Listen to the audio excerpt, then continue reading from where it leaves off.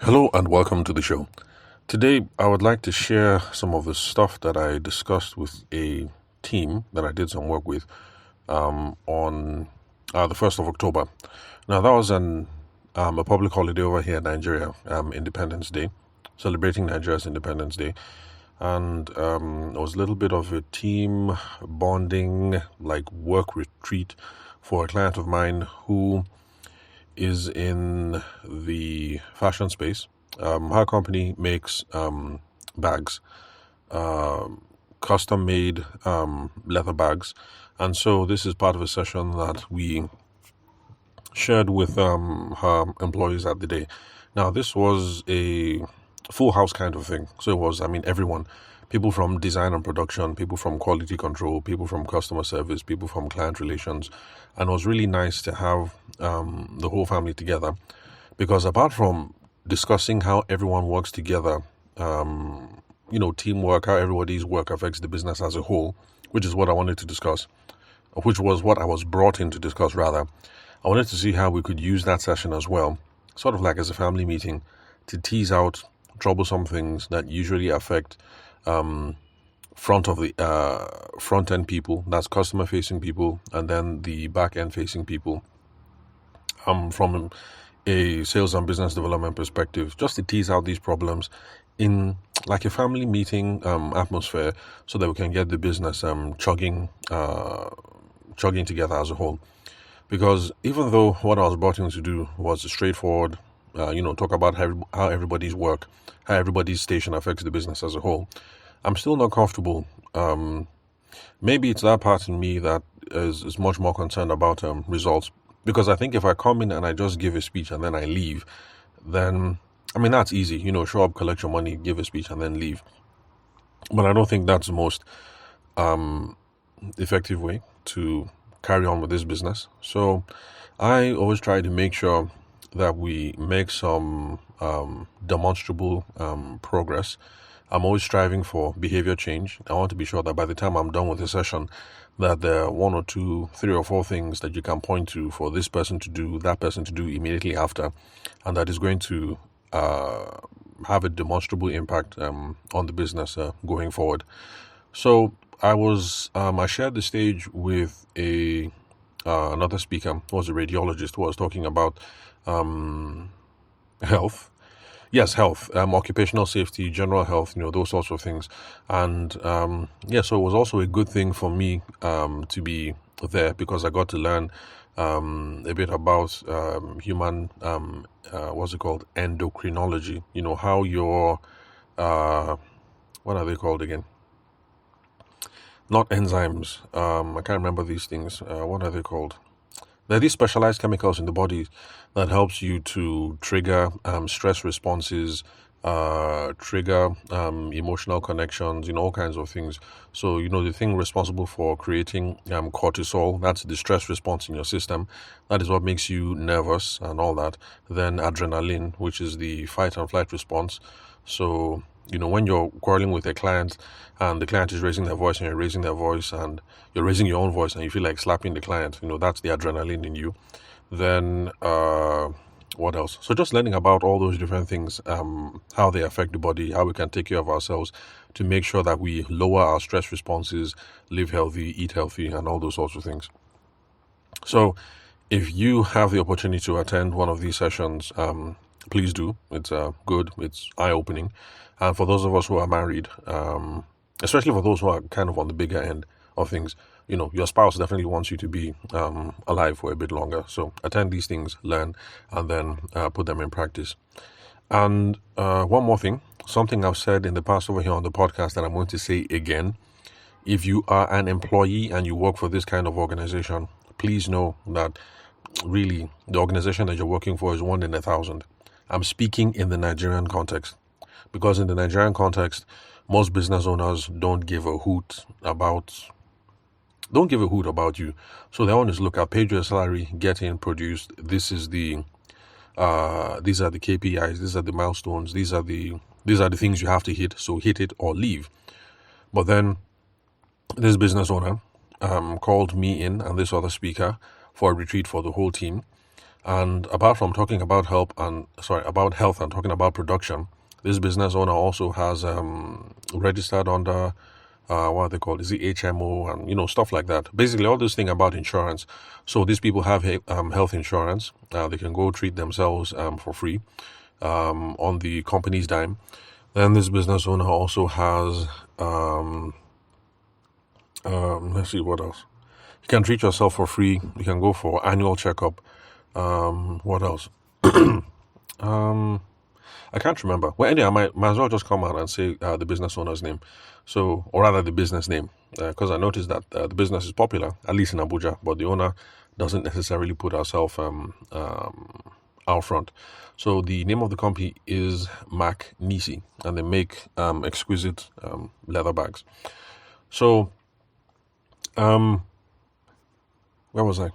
Now, what I was trying to say is this. If you work for a company like MakNisy, just know that it's like 1 in 1,000, maybe even 1 in a million.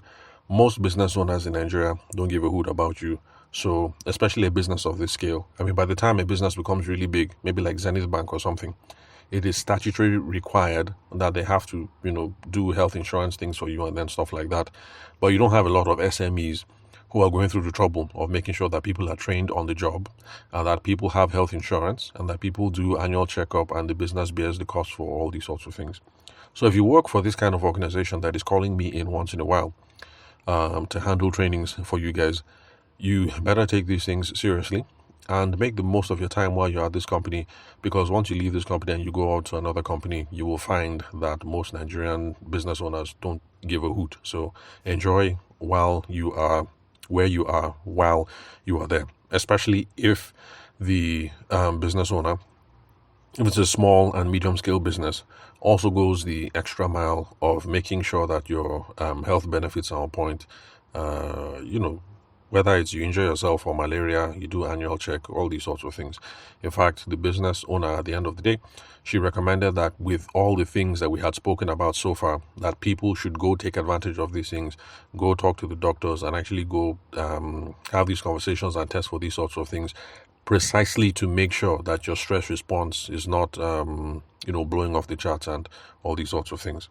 So anyway, let's head straight into it. I've already wasted too much time on the introduction.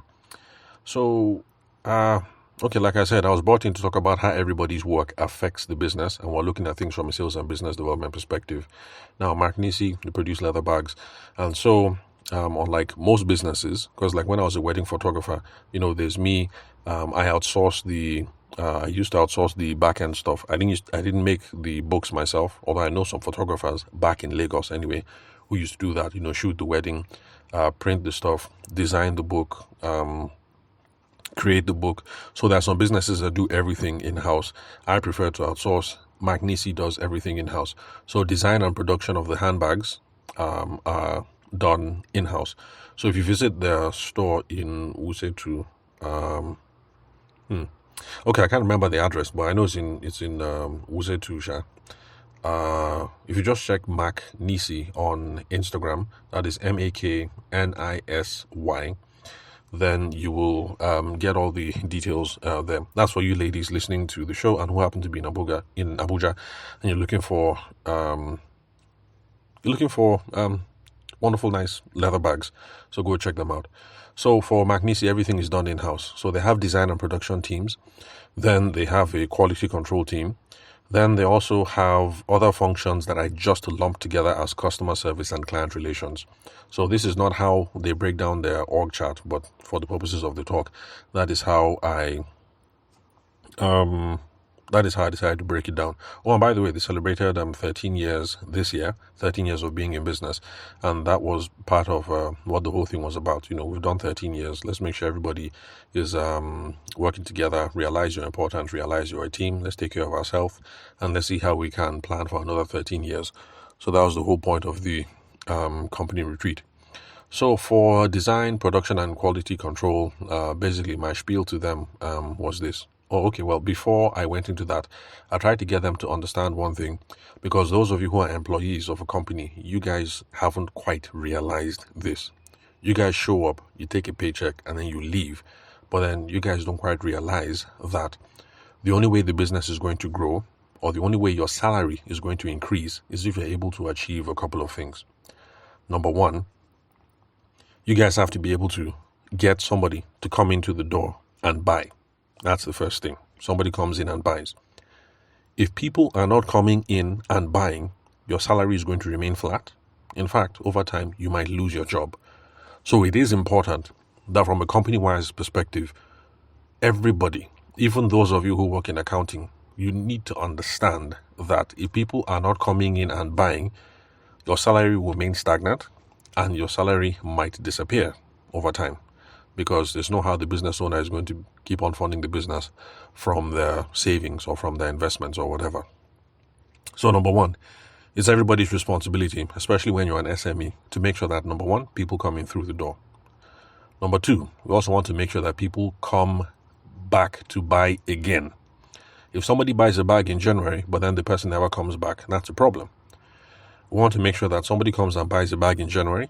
Maybe the person comes again in November or December, and hopefully next year, March, maybe the person will come and bring a best friend, a family member, an associate, or, whatever. So that's number two. Number one, get somebody through the door. Number two, get the person to come back. Number three, we also want to increase the amount of money that the person spends each time that they come. So if someone comes in January and they buy a bag for 60K or 70K, hopefully, if the person comes back in November, they buy the same. Hopefully by next year, we want to see how we can increase the average order value. Because if people are buying bags from us, buying it repeatedly and increasing the amount, so let's say in 2023 on average, they were spending maybe 60K a bag, excuse me, and then maybe by 2025 or 2027, they're now spending 120K a bag. I mean, you can now see how our salaries start going up. It's because we've done a good job of getting a client, getting the client to come back, and then increasing the amount of money that the client spends over time. Then the third lever that we can pull is for them to come. Okay, I've already mentioned that, come with their friends, their family members, and associates. So that was something that I was keen on pressing to the young boys and girls over there, because it was a young workforce, to realize that everybody is important. And the reason why everybody is important is because everybody's work within the organization affects these dynamics. The way that you guys behave yourself in design and production, or in quality control, or in customer service and client relations, that is what determines whether somebody comes and buys in the first place, or whether they come back, or whether they increase the amount of money that they spend with you, or whether they bring their friends and their family members to come and buy again. So that was the angle that I was looking at this thing during the company retreat, or let me just say the family retreat. So from a sales and business development perspective, that is the cap that we need to put on. We're trying to make sure that every single thing that we do, whether you're in design or in accounting or customer service or client relations, we're trying to see, can we get people coming through the door? Can we get them to come back? Can we get them to increase the amount of money that they spend? Can we make sure that they remain customers with us for a long length of time? Because it doesn't profit you if you get a customer and the person buys from you only once. The main profit is if the person comes and buys from you, and maybe it's a 10, 15-year relationship. That's where the big money comes in. Also, because the longer a person spends with you and the more that they spend, the less time and money you have to spend chasing other people to come and buy with you. And this dynamic is the same. Even if you sell poultry, you sell eggs. It's not about somebody comes and then buys a batch of 200 chickens one time. The real profit is somebody comes, buys a batch of 200 chickens now. Maybe the person comes back in December, buys another batch of 200 chickens. And then maybe next year, they come again, but this time their order is not 200 chickens, but maybe 600, 200 chickens and then 1,200 eggs or something. Then, if you also maintain a relationship with this person that lasts 2 decades, then that is where the money is, because this is steady, repeatable, bankable income that you can plan on. You know that Madam so and so or Chief so and so, the person comes every 2 months, every 3 months. This is how much they spend. This is where business growth occurs. So that's the first thing I tried to get the team to understand, that we've done good the first 13 years. The next 13 years is only going to rock, and salaries are going to increase, benefits are going to increase only if we get people in, we get them to come back. They come back for a long time. They increase the average spend each time, and then they bring their family members, and associates. So for the design and the production and quality control people, this was the scope I was giving them. That look, this thing is handbag. Visual appeal is the main thing. Visual appeal, and then also integrity in the manufacturing process. Because if the thing looks good, but then the thing falls apart later, forget it. People are not going to come back and buy. And then I also told the team that there's this thing that is universal. Some people think it's a Nigerian thing, but it's not. It is universal. I've seen it in the UK. Anyway, let me just leave it at that. The only place apart from Nigeria that I've lived and worked in is in the UK. But this thing is universal. So I'm sure it's the same in Saudi Arabia or Australia or in the North Pole. If you do a correct job, if you do a bang-up job, people will be happy. But the thing is, they don't tell too many people. So someone is happy, they tell one or two people. But the day you mess up, they would tell a shitload of people. Excuse my French. So it's a very funny dynamic. It's worse in some places than the others. Like in the UK, it's pretty bad. I think with the stats that came out in the UK is that, for one good experience, you tell 2. But then for bad experience, you tell 11 or something like that. I can't remember the stats, but the UK is really, really bad. So I don't know if Nigeria is that bad. Of course, we don't have statistics on anything in this country. But it's a universal dynamic. So if you do a good job, you tell one or two people. But if you do a bad job, you tell a whole host of people. And in fact, I remember seeing this thing in effect once where we went somewhere to eat. I can't remember where the place was, but it wasn't a good experience. And my wife is a member of this group, her and her work friends. I have a Filthy Friday group. Back when the going was good, they used to go and flex every Friday. But, now, with how the economy is, Filthy Friday is not necessarily an every Friday thing. So they were talking about going to this place, and my wife was like, no, that the place is rubbish, is this, is that. And I was just watching, listening, and then watching. I was like, oh, okay, so this is his dynamic in effect. We go, we have a terrible experience, and then she's now talking on the Filthy Friday group, and there are a bunch of people here, maybe like under 20. I said, okay, so this is how bad news spreads. And then we went to somebody else's house. We're just chilling. She was thinking about how she wants to take her children here. And my wife is like, no, don't do this. It was this, it was that. And in my head, I'm making a note like, oh, okay, so this is how it actually works. So it's not a matter of malice. It's just that you go somewhere, you spend your hard-earned money, you expect to have a good time.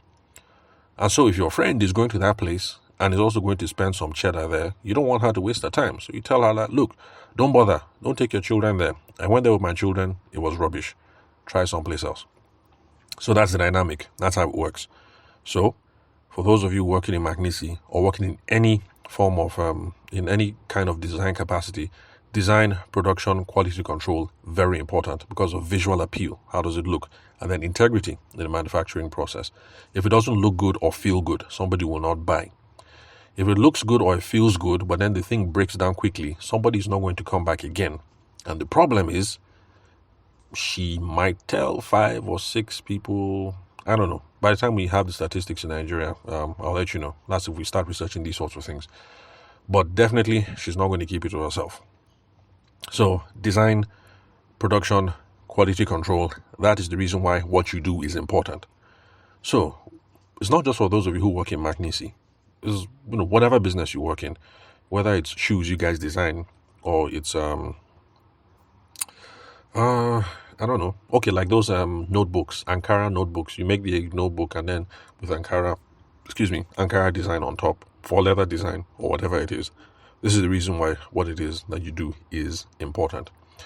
So with that, I didn't go into user experience principles and customer experience principles for custom goods like leather handbags in their own case, because it was a youngish crowd and we had already spent a lot of time. There were 2 speakers, so I wanted to make sure that we kept everything under 1 hour. And then plus, I was trying to instigate some quarrel at the end of the session because there are some things I had discovered about the team, some issues with handoff and things like that, that I thought was really important for this thing to be said in the open. So that as a family, we would start discussing and saying, okay, look, for this particular problem, we solve it this way. For this one, we solve it that way. We need to put this policy in place. We need to put that policy in place. Because remember, I said for me, it's not important that I show up, take money, and then leave. So there's some people who do that. They just do purely training, show up, take the money and leave. But I'm much more interested in behavior change. So I didn't want to talk too much because I wanted to instigate quarrel at the end so that some of the things I had discovered, this person is quarreling with this person. I wanted the person to come and say it out. Well, two people in particular who had some issues. And I'm glad that I was able to ferment the quarrel and the thing was said in public. And we're able to come up with, well, not come up with, because apparently MakNisy already has those policies in place and standard operating procedures and things like that. So we're able to reiterate the company policy about making sure that these problems in communication and handoff don't happen again, so that the customer receives a wonderful user experience or customer experience, however it is that you call it. But the principles that are involved in user experience and customer experience for custom goods, for those of you who make custom handbags, in case any member of MakNisy staff is listening to this episode, first off, there's the thing of you need to understand your customer needs, understand their preferences, understand their pain points. Then, because that informs how it is that we make bags, how we design bags, things like that. So if, because I noticed that MakNisy bags, some of them, the ones that I've seen, have like these what's it called? Sorry, I don't know much about bags, but okay, for handbags, ladies' handbags, there's a way that you have a small, should I call it a handle or something? There's some of them that have the golden chain handles. So if you happen to be in a part of the world like, I don't know, let me guess. Okay, let me say Bangladesh. Okay, because in Bangladesh, they have monsoon seasons and it rains a lot. So this is my guess. I do not know about these sorts of things, so this is me guessing. So please, nobody take me to task on this. So in a place like Bangladesh, for instance, where there's high moisture content, maybe there's lots of sweating and then things like that, maybe it might not make sense to have 100% leather or 100% chain as the handle, because maybe the women that are carrying it will sweat and then the gold will corrode and maybe the leather will start to break down. So it is by understanding your customers' needs, their preferences and their pain points that will now affect the kind of bags that you sell, so that things that you do on your handbags in Nigeria, and it's okay, perhaps if you enter into the Ghana market or the Bangladesh market or the Morocco market, you might have to do things different. So these are sorts of things that we should be paying attention to. So these are ways of involving customers in the design process by getting feedback from people, asking them questions, call people up. Yes, surveys. I know Nigerians would like to send surveys because it's easy. Any small thing, you just send an email. But I really prefer pick up the phone, go to somebody's office, see the person face to face, be on a WhatsApp call. I think that's the best way to get feedback. Then, let's see what else. Okay, attention to detail. We need to make sure that attention to craftsmanship is on point, finishing is on point, durability on point. It's only when we sort these things out that people will buy the first time, that people will come back again and bring their friends and family members and associates. And then another thing I pointed out to the design, production, and quality control people is that sales is hard. So those people who have the job of actually standing in front of a woman and trying to get her to part with her hard-earned money, it's hard to do if deep down you know that the bags are crap. And in this case, it's not crap. The bags are real high quality. I don't know that because I'm a specialist in these sorts of things, but I know it because when I'm in the store, I see the kind of reactions that people have.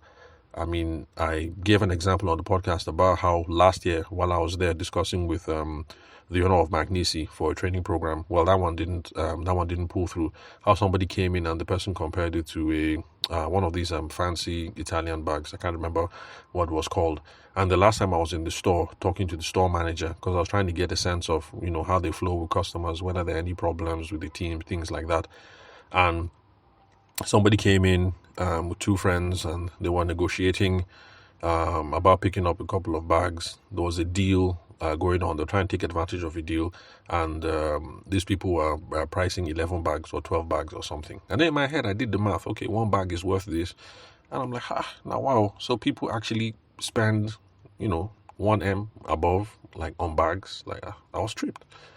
And from the things that they were saying that, look, I have this bag is this bag is that, but your own, the stitching is this is that. And so that's how I get a sense of the quality of the MakNisy bags. Not because See, to be honest, I know nothing about leather. So if you bring leather that is made from chicken legs, or leather that is made from pig bum bum, or leather that is made from cow skin, I don't know the difference.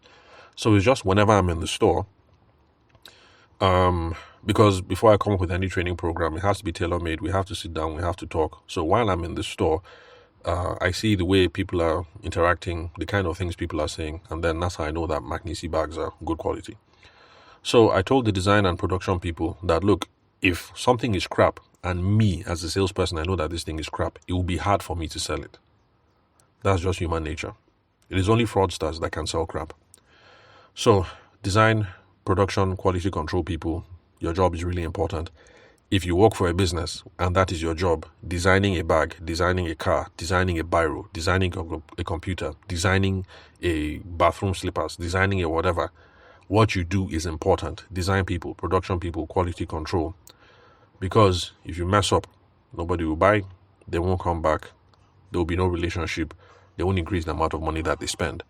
Then for the customer-facing people, customer service and the client relations people, the main thing we have to pay attention to is we need to be sure people are happy with the product and the quality of service. That is what gives us repeat business and referrals. If people are happy and we tease it out that they're happy, that is how we can get them to come back again and ask for referrals. So we also spoke a bit about running a customer service process, especially when things are going bad. Because to be honest, when things are going good, that one is not hard. Anybody who is nice and cheerful can handle things when things are going good. But when somebody calls up to say, look, I will not take this thing from you. I paid you people 3 weeks ago. Where is my delivery? Why is this thing late? The pictures look like rubbish. Of the 5,000 eggs that you sent me, 120 of them were rotten. All these sorts of things. Then people call and they're angry and they're threatening police and they're threatening EFCC. That's for those of us who have been threatened before, because I have been threatened. Fellow said he will call police, and I had to tell him, look, guy, calm down. I studied law. How much will you pay the lawyer? How much will you pay the police? How much did you even pay me for wedding photography? Just calm down. Let's sort this thing out like men. So what's up? What's the problem? And then we're able to handle the conversation. So, yeah, when somebody calls and everybody's angry and then they're shouting and name calling and everything, we need to know how to handle the customer service process when things go bad. Because then you're angry, you're not thinking straight. And some of you are even thinking, what the hell? Over how much? If I just slap you and give you your money back like you're an idiot, get out of my shop, that kind of thing. So, luckily, MakNisy has done a good job. So the staff has already been trained, so they already knew. I asked them, and they said it like it was. That first of all, acknowledge, empathy, listen. So they got that part locked down. The only thing I had to tweak was the factory manager said that they should admit when they are wrong. And, when he said that, I noticed a couple of people squirming. Because, let's face it, people don't like to admit when they're wrong. So the tweak that I put on it was this. You don't have to tell the customer like, oh, madam, I'm sorry, I was wrong. But I told them what we have to do is to take responsibility for solving the problem. Taking responsibility for solving the problem does not mean you are wrong. So, the person calls and rakes. I paid last week. I expected the bag to be here by Monday. This is Tuesday morning. My bag is not here. So in that case, I told them that is what you do. I let the person vent. And then you now take responsibility for solving the problem. So, oh, madam, my name is Chiamaka. I'm terribly sorry that you've had this experience with MakNisy. This is not how we like to do business. I take full responsibility for making sure that we're going to solve this problem. So I need to ask you a couple of questions to try and figure out what's going wrong. If I can't solve this problem, I'm going to escalate it to my line manager, to my oga, to my whatever. But I take responsibility for making sure we solve this thing. Is that okay? So that is the approach. So when handling customer service issues, you don't have to say, it's my fault. Now, you don't have to use that kind of language. But it would be very nice, especially in the Nigerian context, to say, I take full responsibility for solving this problem, and I'll do my best to make sure that we solve it. The reason why is because in Nigeria, nobody takes responsibility for nothing. So the moment you say that, you've already set yourself apart from the competition, because it doesn't matter what business you do, whether it's catfish, leather handbags, or, I don't know, you're a tailor or whatever. No Nigerian business person says, I take responsibility for solving the problem, and I'm going to continue until we make sure that this thing is solved. So, say, I take responsibility. It doesn't mean you're wrong. It just means you're taking responsibility. Because sometimes the problem actually comes from the client. The client says they're going to pay on Monday. They should have paid Monday, but they forgot. Or maybe they actually paid Friday, but in their mind, they paid Monday.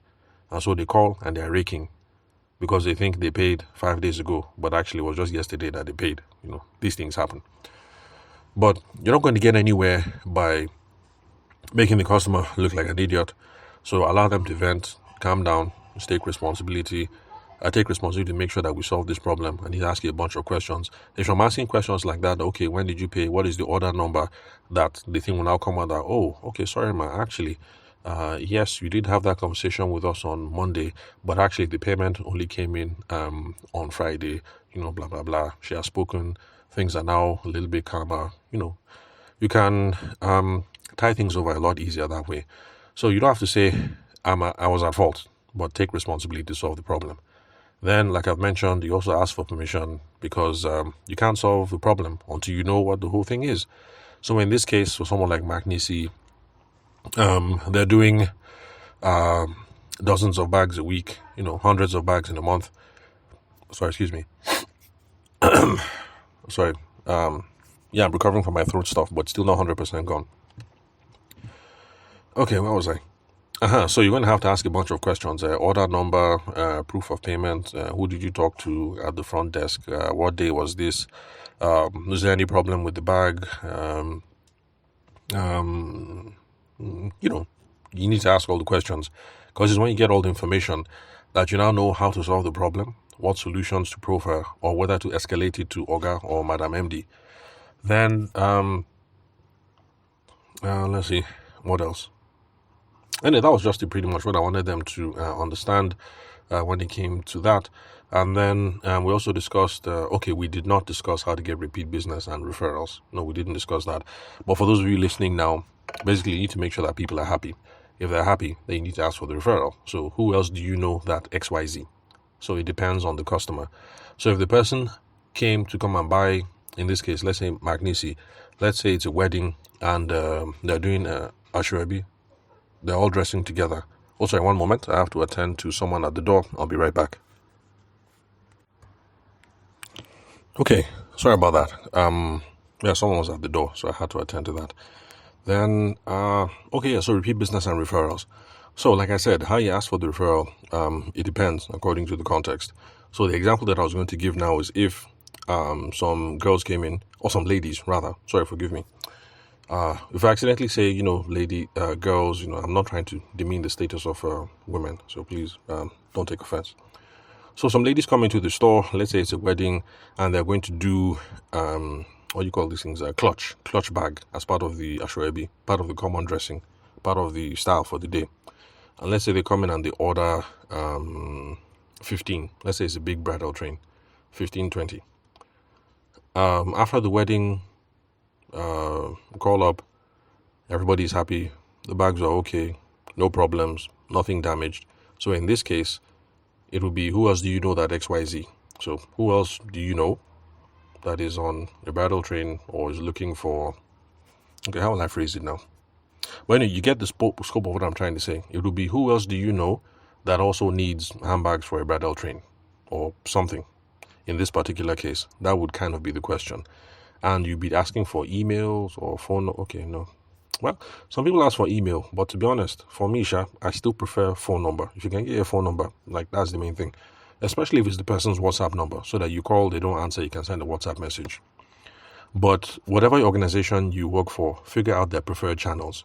So you might work for a business who, for them, maybe for referrals, what they want is an email. So just figure out what the preferred channel is. But first off, call the person after you be sure everything is cool, there's no problem.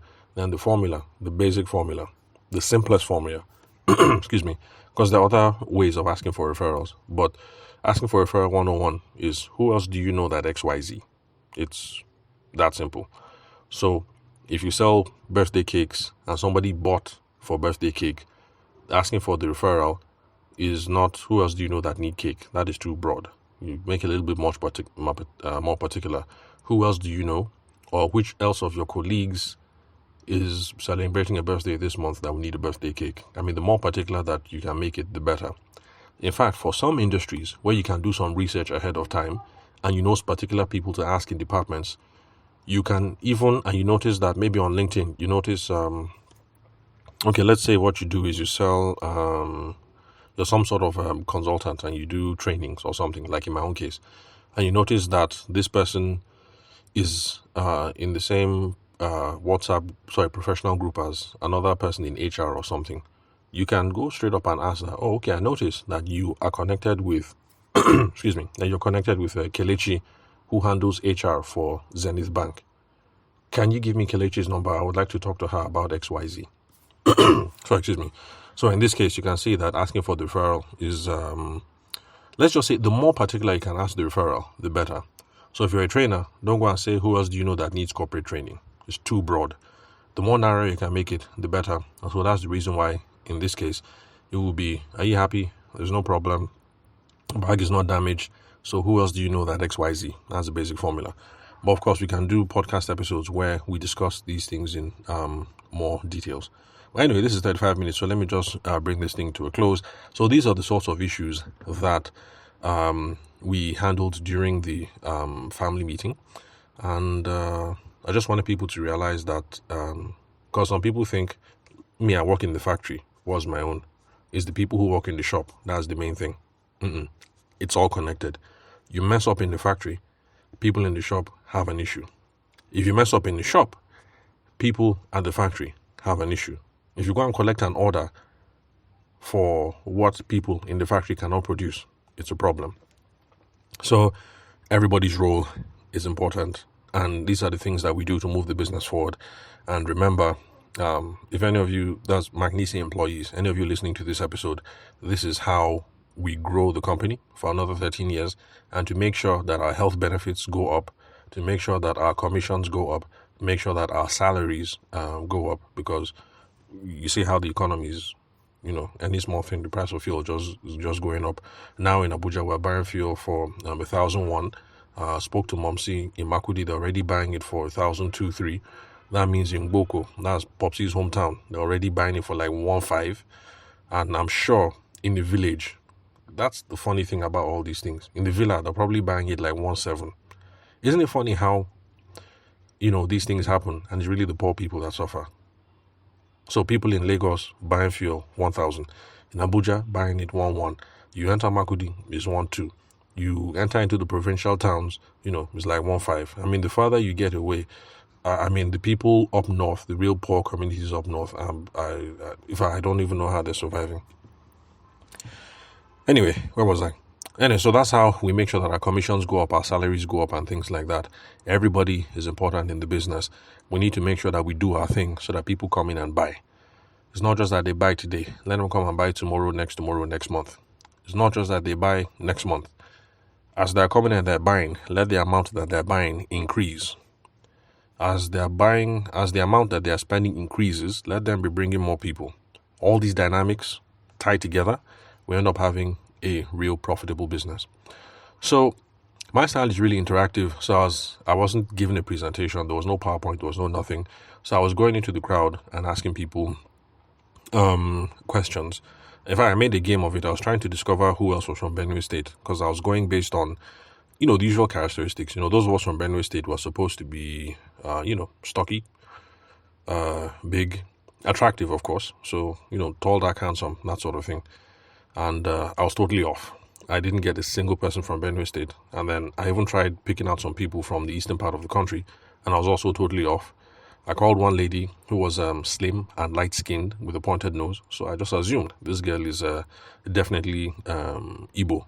So I guessed Anambra State. And I was wrong. It turns out that she's from Plateau State. She's even Birom. And I was shocked. Like, you are the lightest. Like, all the Birom people I know are, like active people. Yeah, we might be on the big side, but we're dark and we're, we full ground, as in we occupy space. Let me put it that way. So, anyway, it was an interesting, fun experience. So, now I know that you shouldn't judge a book by its cover. Don't assume that every single tall, slim, yellow, pointed-nosed lady is light-skinned lady. is from the eastern part of the country. So so I was going in, pulling people out, engaging them in conversation, and that is how I was able to tease out the quarrel in the different departments. So during what would have been the question and answer sessions, we're able to tease out a couple of things. We're able to tease out one problem about how customer expectations affect workflows. So we're able to reiterate the policy for MakNisy that before you collect an order, you need to talk to people at the back of the house. Do you have this leather? Do you have this chain? Do you have this? Do you have this, that? What is production time? What should I tell the customer? Because if you work in businesses like this where things are bifurcated, there's front end, there's shop, and then there's back end, there's production. If you're collecting orders from people and saying, oh, no problem, we can have your order ready in 2 weeks, but then people in the factory, it will actually take them 4 weeks, it creates a serious problem. Because you're better off telling somebody that, oh, madam, your bag will be ready in 4 weeks. And then in 2 weeks, you call up and say, oh, madam, we finished ahead of time. When can we deliver? Should we send it to the house or should we send it to the office? That creates a very pleasant user experience or customer experience. And so it's better to do that than to tell somebody it'll be ready in 2 weeks and then you call the person 2 weeks and 4 days later. So overpromise, Abi, how do you say it? Is it overpromise and underdeliver? Yeah, I think that's it. Overpromise and then underdeliver. So we had those conversations about customer expectations. So, people in the front end of the house, this is how you set expectations. This is the policy for making sure you react to the factory. Customers are not to be told anything shorter than 21 working days? I can't remember what it was, but I think it was a very good time because that's what I used to do back as a wedding photographer. I just told everybody that your stuff was going to be ready in 3 weeks. But to be honest, if everything worked real nice, we could be done in a week. But still, I just told people 3 weeks because I prefer that I tell them 3 weeks. We finish in 5 days, but then before I send it, I notice that there's a problem. It goes back for the people to take the book apart and then make the whole thing again. And then they finish in 2 weeks. I call the person up and say, oh, it's ready. In their minds, they'll think, wow, this person finished a week ahead of time. This guy's real professional. So that's how it works. So we had all those conversations, we had all those quarrels about who is supposed to call who when, how are you supposed to call, how many times are you supposed to call, what kind of messages are you supposed to receive, what should we tell customers in the meantime. Then I was also able to instigate more quarrels about internal communications because I noticed that there were 2 people in particular that I spoke to. One person, the person said this person doesn't answer his phone. I spoke to the other person and this person said, oh, that lady, she doesn't even call when there's a problem. I was like, oh, okay, there's a problem here. But I wanted it to come out in the open. So that came out in the open and there was some hand pointing. And as a family, we were able to quell the whole issue that, okay, this is what the standard operating procedure is. This is what the internal policies are. This is how we should follow this and things like that. And then also another reason why I was trying to instigate quarrel was because I've noticed that when we're having all these family meetings, if you can instigate quarrel and everybody says their mind in the open, there's a way that, as we have said it, we have left it here in the open, and then we can just free this thing and not becoming friends. Especially when there's item number 7 afterwards, because they had some game schedule and they had some food. So by the time you quarrel like this, you will sit down, you have some good food, you dance. If there's some alcohol, you lubricate and you feel all right. There's a way that you just stand up and everything is good. We've left it on the floor. And then when everybody shows up to the office next week, Monday, everything is cool, people are all right, things are calm, and we can start moving forward. So, all those internal things, then letting people know about the SOPs. Then, let's see, what else? Okay, I need to speak about something because in Nigeria, people are afraid of micromanaging. Nobody wants to be a micromanager. So you just train somebody on the job and then you leave. But then I had to emphasize that micromanaging, in quote, for certain kinds of businesses are actually very essential. So for these production businesses, micromanaging is not even micromanaging. It's just proper part of the training. But traditionally in these sorts of things, what happens is there's formal education, there's apprenticeship, and then there's on-the-job training. And the example that I gave was a Ferrari and then all these high-end automobiles because they also deal with leather. So there's usually formal education. People have gone to school for these sorts of things. But this is Nigeria, it doesn't really happen that way. In fact, one of the guys who used to work on my photo albums actually went to school to study engineering. So it's not It doesn't work that way. Let me just put it that way. But traditionally, there's formal education, apprenticeship, and then on-the-job training. So the example that I gave was how with Ferrari, it lasts a certain number of years and a certain number of hand stitching applications before they let somebody handle one job. So I can't remember how many hundred it was. Even if it's just 100, imagine that you start the job with Ferrari. You've done the formal education on stitching and everything. You've gone through your apprenticeship and you've gone through on-the-job training, but they still will not let you do leather upholstery until you have done supervised 100, before they let you go free. Like, okay, this one can work on the factory floor. So for some sorts of businesses, micromanaging, even though it's not micromanaging, is absolutely essential. So it's something that I spoke about to the supervisors. So the reason why this is necessary is because in these kinds of businesses, when you make one small error, everything just falls apart. So the way that MakNisy explained it is this. There's a function that she called, is it creasing or something? I think creasing is like folding the bags in a certain way, or folding what is the foundation of the bag. So the way she explained it is, if you get the creasing wrong, some edges will not line up. If some edges don't line up, then the formal bag is now going to look wonky. If the thing looks wonky and then there's a space, then there's room for deterioration. And then what else? Like people who handle glue. You don't take care of the glue properly, it gets infected. It gets destroyed. It will cause the bag to corrode. And, so just small things like this. There's a tiny thing that you do that will now totally mess up the final thing at the end of the day. Customers are unhappy. You've ended up wasting a bunch of money, especially for people like MakNisy, where these kinds of things where all the stuff that they're buying is from abroad.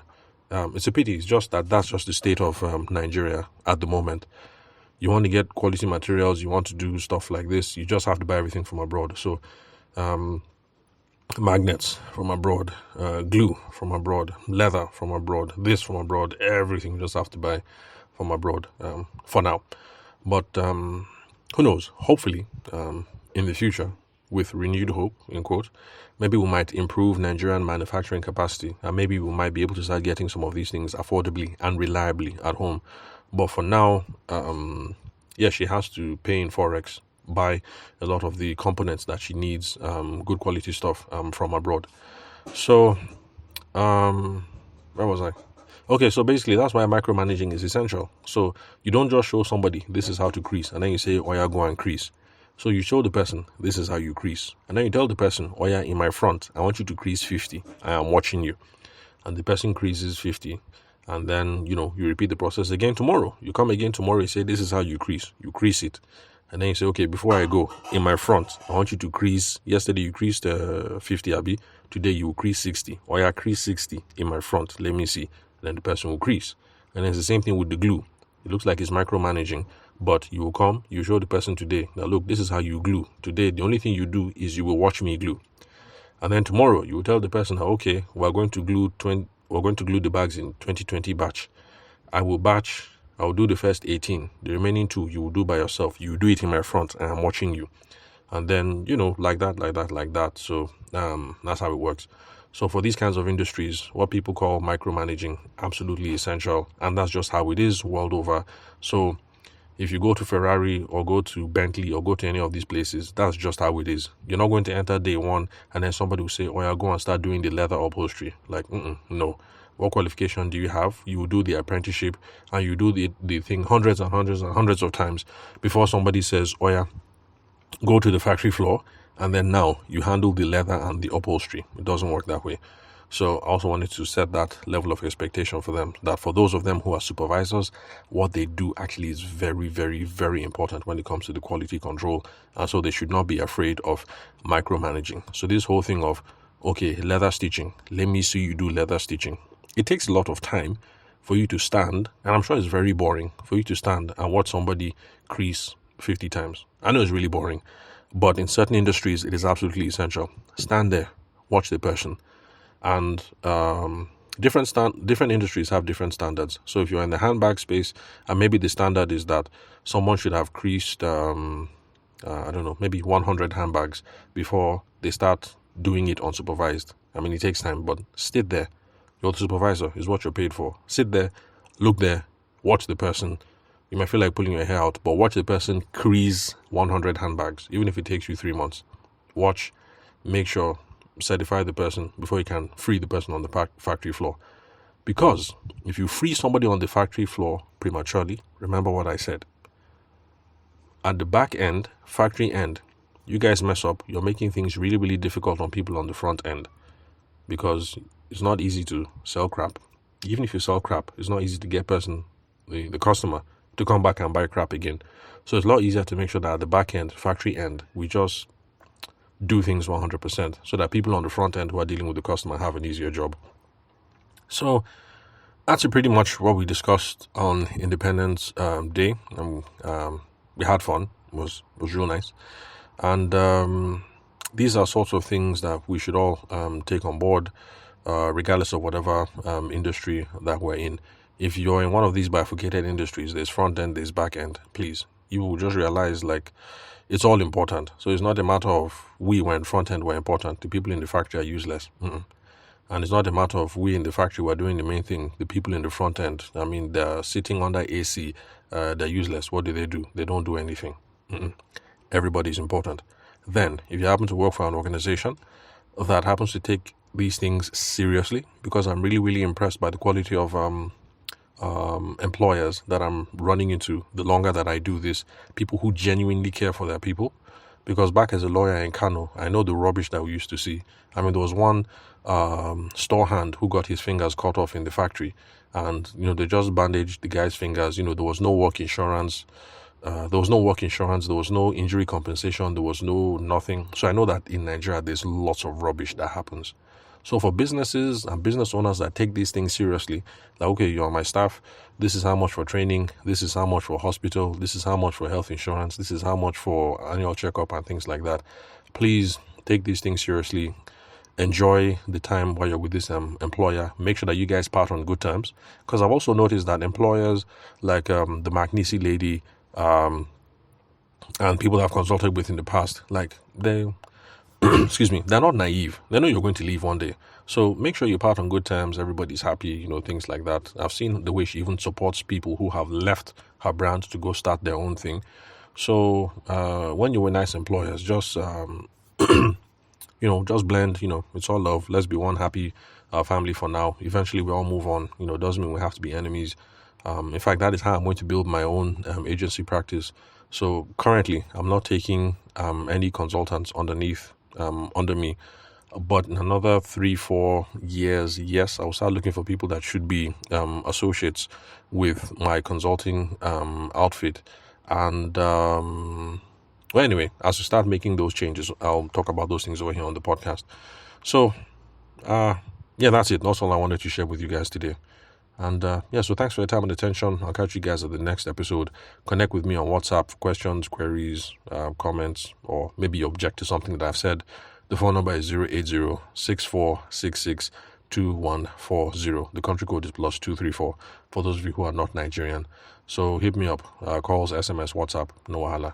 Then connect with me on LinkedIn. The name to look for is Tavishima Ayede. If you check this link where you're listening to this episode, you just highlight my name, copy, paste in LinkedIn. You see my handsome face, my cute baby face smile, and then send me a connection request. So thanks for your time and attention. I'll catch you guys at the next episode.